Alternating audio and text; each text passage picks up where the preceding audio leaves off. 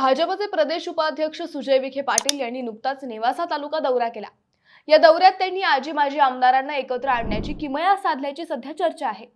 शिवसेनेचे आमदार विठ्ठल लंघे व माजी आमदार बाळासाहेब मुरकुटे यांच्यात विखेंच्या मध्यस्थीने मनोमिलन झाल्याच्याही चर्चा आहेत। असे झाले तर आगामी जिल्हा परिषद व पंचायत समिती निवडणुकीत नेवासा तालुक्यात महायुतीची ताकद नक्कीच वाढणार आहे। शिवाय ही युती झालीच तर ती माजी मंत्री शंकरराव गडाखांनाही जड जाईल अशाही शक्यता आहेत। विशेष म्हणजे सभापती राम शिंदे हे गडाख कुटुंबियांच्या भेटीला येण्यापूर्वीच ही भेट झाल्याने वेगळ्या चर्चा सुरू झाल्या आहेत। या दोन्ही नेत्यांच्या भेटींना जिल्हा बँकेच्या निवडणुकीची किनार तर नाही ना, हा प्रश्न या निमित्ताने विचारला जात आहे। नेमकं काय चाललंय नेवासा तालुक्यात, हाच विषय आज आपण समजून घेणार आहोत।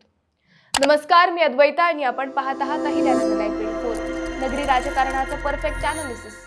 2 दिवसांपूर्वी माजी खासदार डॉक्टर सुजय विखे पाटील नेवाशात होते। छत्रपती शिवाजी महाराज महाराजस्व अभियान शिबिराचं उद्घाटन त्यांच्या हस्ते झालं। या कार्यक्रमात त्यांनी पुन्हा एकदा भाजप व शिवसेनेच्या पदाधिकाऱ्यांना एकत्र आणलं। नेवासा तालुक्यात गेल्या काही दिवसांपासून भाजप व शिवसेनेच्या कार्यकर्त्यांमध्ये शीतयुद्ध सुरू असल्याच्या चर्चा आहेत। नगरपालिका निवडणुकीपासून या दोन्ही गटांनी एकमेकांकडे तोंड फिरवल्याचे बोलले जात आहे। नुकत्याच झालेल्या ज्ञानेश्वर व मुळा या दोन्ही सहकारी साखर कारखान्याच्या निवडणुकातही शिवसेनेचे एकला चलो रे दिसलं, भाजप कुठेच दिसली नाही। मुळात नेवासा तालुक्यातील भाजपमध्ये कार्यकर्ते कमी आणि गट जास्त अशी सध्याची स्थिती आहे। याच गटबाजीला कंटाळून भाजपचे माजी आमदार बाळासाहेब मुरकुटे यांनी भाजपमधून काढता पाय घेतल्याचेही त्यावेळी बोलले गेले। विधानसभा निवडणुकीसाठी भाजपचे विठ्ठल लंघे यांना थेट शिवसेनेत घेऊन त्यांना उमेदवारी दिल्यानंतर भाजपमधील अंतर्गत संघर्ष वाढला होता। परंतु त्यानंतर विखेंसह भाजपच्या वरिष्ठांनी या मतदारसंघात लक्ष घातल्यानंतर विधानसभेला या दोन्ही पक्षांनी एकत्र काम करून आमदारकीही मिळवली। परंतु त्यानंतर विद्यमान आमदार विठ्ठल लंघे हे भाजपच्या कार्यकर्त्यांना विचारत नसल्याच्या तक्रारी पुन्हा येऊ लागल्या। याच शीतयुद्धातून नेवाशाची नगरपालिका महायुतीच्या हातून गेली। नगराध्यक्ष पदावर विजय मिळवून महायुतीची गड आला पण सिंह गेला अशी स्थिती झाली। गेल्या 2 वर्षात हे शीतयुद्ध जास्त वाढलं। याच काळात भाजपचे माजी आमदार बाळासाहेब मुरकुटेही भाजपमधून बाहेर पडले। त्यांनी थेट प्रहार पक्षाकडून विधानसभा निवडणूक लढवली, परंतु तेथे ते थेट 3ऱ्या क्रमांकावर फेकले गेले। सध्या नेवासा भाजपला कोणताही मोठा नेता नसल्याचं वास्तव आहे।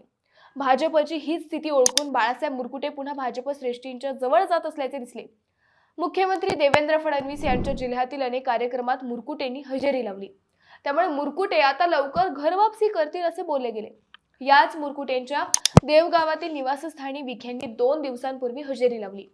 आता या भेटीला नेमकं काय कारण आहे हे मात्र समोर आलं नाही, परंतु आगामी जिल्हा परिषद पंचायत समिती निवडणुकीत आमदार विठ्ठल लंघे व माजी आमदार बाळासाहेब मुरकुटे हे एकत्र दिसतील अशा शक्यता व्यक्त केल्या जात आहेत। याच भेटीला जिल्हा बँक निवडणुकीची किनार असल्याचेही बोलले जात आहे। गुरुवारी सभापती प्राध्यापक राम शिंदे हे गडाख कुटुंबियांची भेट घेणार असल्याच्या चर्चा होत्या। लंघे व मुरकुटे हे गडाखांचे विरोधक आहेत। शिंदे गडाख भेटीपूर्वीच विखेंनी मुरकुटेंची भेट घेऊन जिल्हा बँकेसाठी वेगळा डाव टाकला असावा अशाही शक्यता व्यक्त केल्या जात आहेत। दुसऱ्या बाजूने विचार केला तर गडाख हे शिंदेंच्या बाजूने जातील अशा शक्यता कमीच आहेत, कारण जिल्हा बँक ही सहकारातील नेत्यांची बँक आहे। त्यामुळे सहकारातील लॉबीला सोडून गडाख हे शिंदेंसोबत जातील अशा शक्यता अगदीच कमी आहेत।